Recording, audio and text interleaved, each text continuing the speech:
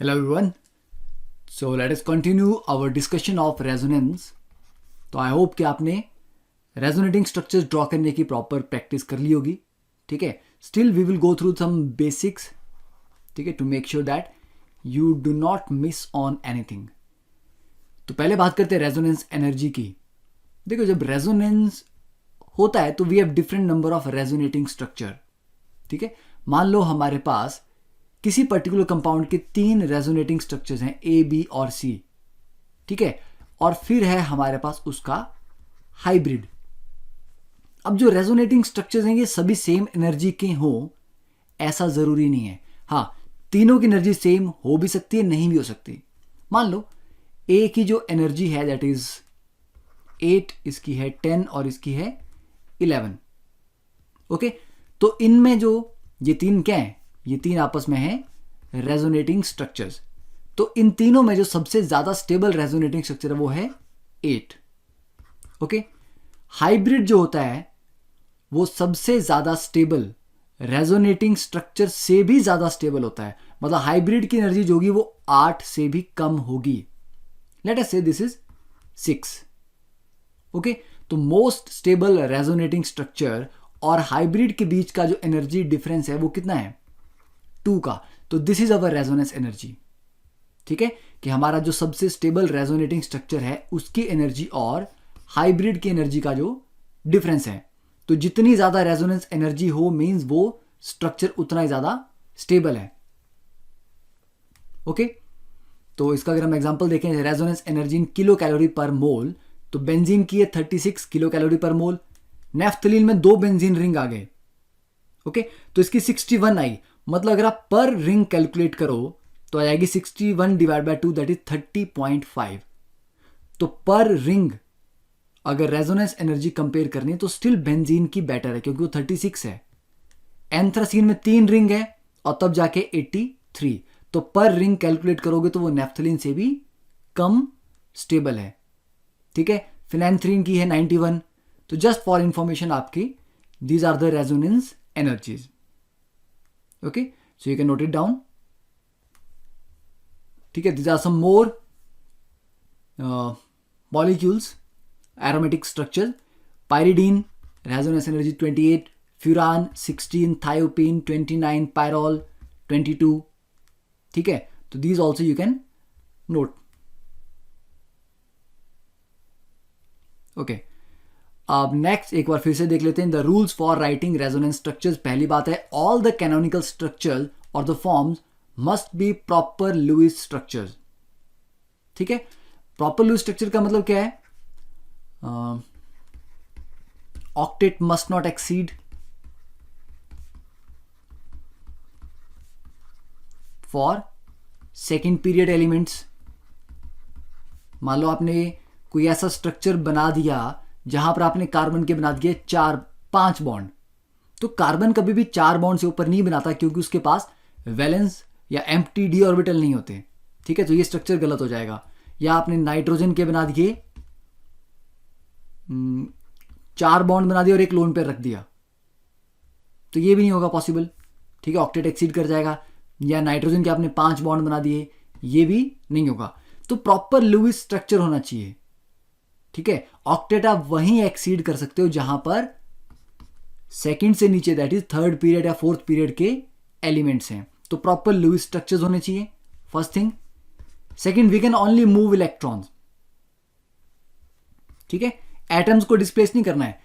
तो जो एटम्स का स्केलेटन स्ट्रक्चर होता है वो सेम रहता है. जैसे यहां पर CH3 फिर CH फिर CH फिर CH2.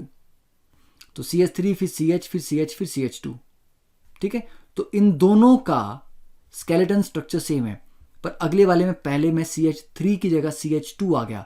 H यहां से डिस्प्लेस हो गया है. तो एटम्स को डिस्प्लेस नहीं कर सकते. ठीक है. तो ये दोनों आपस में रेजोनेंट स्ट्रक्चर हैं क्योंकि ये डबल बॉन्ड यहां जंप करेगा तो यहां डबल आ जाएगा और इसका एक बॉन्ड कम हो गया तो पॉजिटिव चार्ज यहां आ जाएगा. But this is not a resonating structure of these two. तो एटम्स मूव नहीं करने हैं. ठीक है.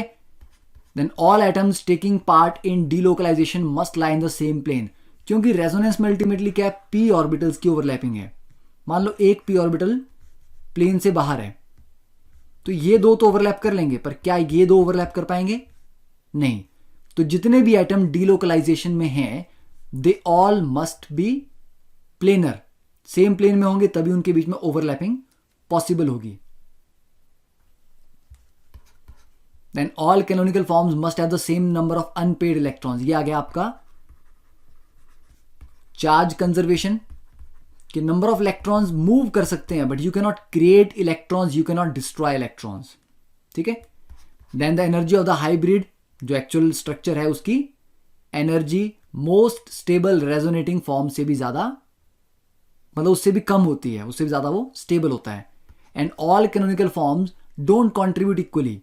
जैसे कि अगर तीन, हम ऊपर एग्जांपल देख रहे थे कि तीन रेजोनेटिंग स्ट्रक्चर थे ए बी एंड सी, मान लो इसकी एनर्जी 8 है और इन दोनों की 10 है, तो क्योंकि बी और सी की 10 है, ये दोनों बराबर कंट्रीब्यूट करेंगे।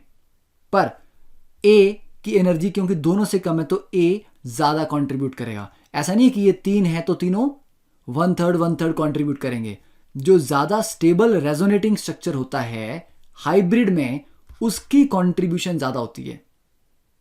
ठीक है। अगर दो ही बन रहे हैं, मान लो ए और बी दो ही बन रहे हैं और दोनों की एनर्जी सेम है, तब फिर दोनों 50-50 कंट्रीब्यूट करेंगे।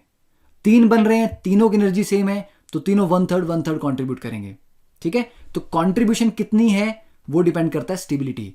तो more stable structures have a greater contribution to the hybrid. अब नेक्स्ट बात आती है ड्राइंग रेजोनेंस स्ट्रक्चर। तो इसके हमने प्रैक्टिस ऑलरेडी प्रीवियस लेक्चर्स में किया हुआ है। Now comparing the stability of canonical forms. ठीक है। अब ये जिस सीक्वेंस में इसको हम पढ़ेंगे, उसी सीक्वेंस में ये अप्लाई भी करने हैं रूल्स। ठीक है। मतलब जब भी आप प्रॉब्लम सॉल्व कर रहे हो, पहला काम आपका है ऑक्टेट कंप्लीशन चेक करना। फॉर एग्जाम्पल, ये सबसे बहुत ज्यादा कॉमन एग्जाम्पल है, मैक्सिमम आपको बुक्स में यही मिलेगा, और ये क्वेश्चन आईआईटी में आ चुका ऑलरेडी। ठीक है। This is a question from Solomons and Fryhle, उसने एग्जाम्पल में दिया हुआ है। It's a wonderful book. तो octet completion gives more stability. यहां पर अगर हम पहले स्ट्रक्चर में देखें तो कार्बन के 3 बॉन्ड और पॉजिटिव चार्ज है, तो इसके पास हैं 6 इलेक्ट्रॉन्स। ऑक्सीजन के बाद 2 पेयर और 2 बॉन्ड, 8 इलेक्ट्रॉन, और ये कार्बन तो 4 हैं, तो ये भी मतलब 4 बॉन्ड है, तो ये भी 8 इलेक्ट्रॉन, तो मतलब ऑक्टेट उसका पूरा है। अब ये चार्ज, फिर सिंगल बॉन्ड, फिर चार्ज, तो ये लोन पेयर यहां से जंप कर सकता है और यहां आ जाएगा डबल बॉन्ड, और ऑक्सीजन के ऊपर आ जाएगा एक पॉजिटिव चार्ज और एक पेयर बचेगा। अब अगर हम देखें, इस कार्बन के पास भी 4 बॉन्ड्स हो गए, तो इसका ऑक्टेट पूरा हो गया। ऑक्सीजन के पास 3 बॉन्ड है और एक पेयर है, इसका भी ऑक्टेट पूरा है, और इसका तो ऑलरेडी पहले से है। तो ऑक्टेट कंप्लीशन सबसे ज्यादा इंपॉर्टेंट है।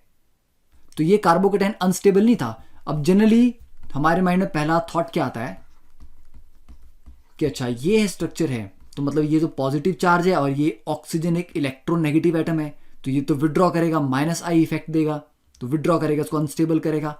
बट -I से ज्यादा इंपॉर्टेंट है इसका मेसोमेरिक इफेक्ट +M।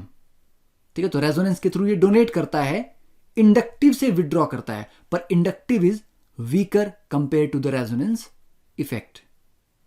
ठीक है। तो डोनेट कर रहा है, तो this structure is more stable.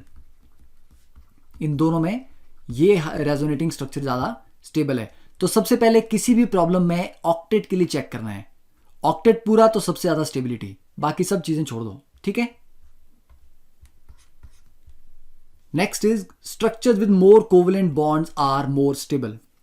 For example, अगर हम CH2 double bond CH double bond CH2 buta 1,3 diene, ये डबल यहां जंप करेगा और ये डबल बॉन्ड इसके ऊपर, तो CH2 positive, CH double bond CH2 negative. अब जब आप कोवेलेंट बॉन्ड गिन रहे हो ना, सिग्मा बॉन्ड नहीं गिनने। Why? Because sigma bonds are not going to be changed. हम जब भी रेजोनेंस करते हैं, हम सिर्फ पाई इलेक्ट्रॉन्स मूव करते हैं। सिग्मा बॉन्ड इसमें भी उतने रहेंगे, इसमें भी उतने रहेंगे, तो काउंट क्या करना है? सिर्फ पाई बॉन्ड। तो पाई बॉन्ड यहां कितने हैं? 2, यहां कितना है? 1। तो किस स्ट्रक्चर में ज्यादा कोवलेंट बॉन्ड्स हैं? इस पहले वाले में, ठीक है। तो दिस इज मोर स्टेबल। एक ही एग्जांपल हो गया। दूसरा आप ले सकते हो जैसे कि CH3COH, ये डबल बॉन्ड अगर ऑक्सीजन पे मूव कर जाए तो O नेगेटिव H और ये पॉजिटिव। अब यहां एक पाई बॉन्ड था, यहां एक भी नहीं है, ठीक है। तो ऑब्वियस बात है पहला स्ट्रक्चर ज्यादा स्टेबल है, ठीक है। तो structures with more covalent bond, तो पहला आपने ऑक्टेट चेक कर लिया। अगर उससे आंसर नहीं मिला तो आपने number of covalent bonds check किए, ठीक है। Third, charge separation decreases stability. देखो चार्ज सेपरेशन क्या होता है? हम किसी स्ट्रक्चर में चार्ज क्रिएट नहीं कर सकते, पर सेपरेट तो कर सकते हैं ना। जैसे कि यही वाला स्ट्रक्चर था, यहां पर पहले स्ट्रक्चर में कोई चार्जेस नहीं है, सेकंड वाले में यहां पॉजिटिव सेंटर आ गया, यहां नेगेटिव सेंटर आ गया, तो चार्जेस हमने क्रिएट नहीं किए। 1 पॉजिटिव है तो 1 नेगेटिव भी है। ओवरऑल देखा जाए तो ये स्ट्रक्चर भी न्यूट्रल है, पर सेपरेट तो हो गया ना। पॉजिटिव सेंटर अलग हो गया, नेगेटिव सेंटर अलग हो गया, तो इस केस में चार्ज सेपरेशन हो गई। तो चार्ज सेपरेशन से भी स्टेबिलिटी कम हो जाती है, ठीक है। तो ये स्ट्रक्चर के लेस स्टेबल होने के 2 रीजन हो गए। एक तो चार्ज सेपरेशन आ गई, दूसरा laser number of covalent bonds. Okay, तो ये हो गया। Now last one, the structures. तो ऐसे स्ट्रक्चर जिनमें negative charge more electronegative atom पे हो वो बेटर है, और positive charge less electronegative atom पे हो तो वो स्टेबल होते हैं। मतलब नेगेटिव मोर इलेक्ट्रोनेगेटिव पे होना चाहिए, अगर लेस इलेक्ट्रोनेगेटिव पे हो गया तो वो थोड़ा अनस्टेबल हो जाएगा। पर अब इसको अगर आप पहले वाले क्वेश्चन में लगाओ तो ऑक्सीजन तो मोर इलेक्ट्रोनेगेटिव है और उस पर पॉजिटिव आ गया, यहां कार्बन लेस इलेक्ट्रोनेगेटिव था और उस पर पॉजिटिव था। तो लास्ट वाला जो हमने कॉन्सेप्ट पढ़ा उसके अकॉर्डिंग तो पहला वाला स्ट्रक्चर ज्यादा स्टेबल होना चाहिए। पर मैंने आपको बताया सबसे ज्यादा इंपॉर्टेंट है ऑक्टेट स्टेबिलिटी। ऑक्टेट चेक करने के बाद कोवलेंट बॉन्ड्स, फिर चार्ज सेपरेशन, लास्ट में आता है ये वाला, ठीक है। तो इसकी वेटेज सबसे एंड में है। For example CH3CO CH2 negative. अब चार्ज सिंगल चार्ज, तो ये नेगेटिव चार्ज यहां जंप किया, डबल बॉन्ड ऊपर ऑक्सीजन पे, तो O negative double bond CH2। यहां पर अब देखो कंपेयर कैसे करना है। ऑक्टेट चेक करें, इस कार्बन के पास भी 8 है क्योंकि 3 बॉन्ड है और एक पेयर है नेगेटिव चार्ज, तो ऑक्टेट सबके पूरे हैं दोनों में, तो ऑक्टेट वाले रूल से कुछ नहीं मिला। ओके, कोवलेंट बॉन्ड गिन लो, पाई बॉन्ड्स दोनों में बराबर हैं, कोई चार्ज सेपरेशन हो रखी है नहीं, वो भी नहीं। अब आया लास्ट कॉन्सेप्ट कि यहां पर नेगेटिव चार्ज कार्बन पे है, यहां वो ऑक्सीजन पे है, तो नेगेटिव चार्ज किस पे होना चाहिए? मोर इलेक्ट्रोनेगेटिव एटम पे। तो उसके अकॉर्डिंग कौन सा स्ट्रक्चर ज्यादा स्टेबल होगा? ये वाला, क्योंकि यहां पर नेगेटिव चार्ज है ऑक्सीजन पे, ठीक है। Now you can note it down.